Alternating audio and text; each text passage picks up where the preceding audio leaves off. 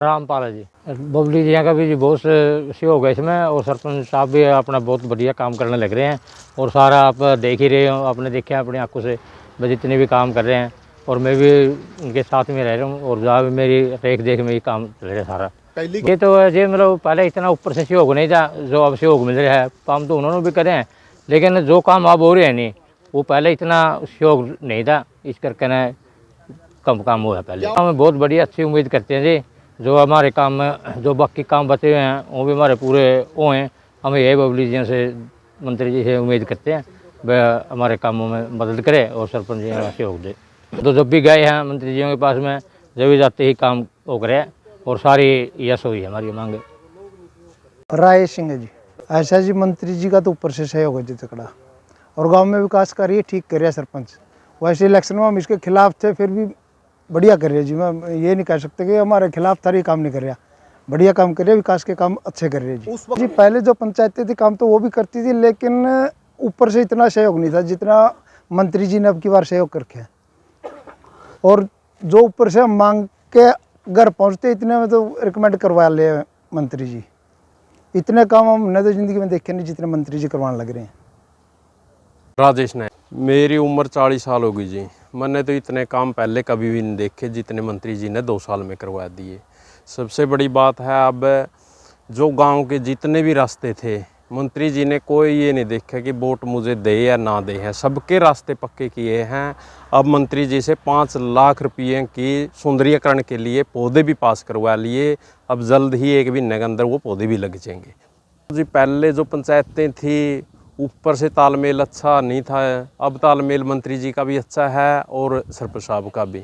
इस करके न गाँव का विकास चाहिए हमने, कोई भी हो, किसी भी पार्टी से हो, हमें कोई मतलब नहीं। गांव का काम के लिए हम सब कंधा से कंधा मिलाकर चलेंगे।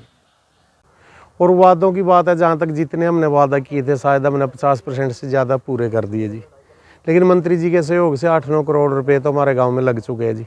जैसे कम्युनिटी सेंटर है, स्कूल के अंदर साइंस लैब है, 4 दीवारी है, शमशान घाट की 4 दीवारी है, सीवर का है 80 लाख रुपए का, फिरनी का है 75 लाख रुपए का, 14-15 खेतों के रास्ते हैं जी 8-10 करोड़ रुपए। मंत्री जी ने पैसे देने में कोई कमी नहीं छोड़ी जी। और हम तो यही उम्मीद करें, जैसे आगे हमारा पशु हॉस्पिटल का टेंडर हो चुका है, हमारा PHC का टेंडर हो चुका है, 4 किले में जी योगशाला विद पार्क का टेंडर हो चुका है। मतलब बहुत से और भी काम है जो मंजूर मंत्री जी ने 7-8 करोड़ रुपए कर रखे हैं।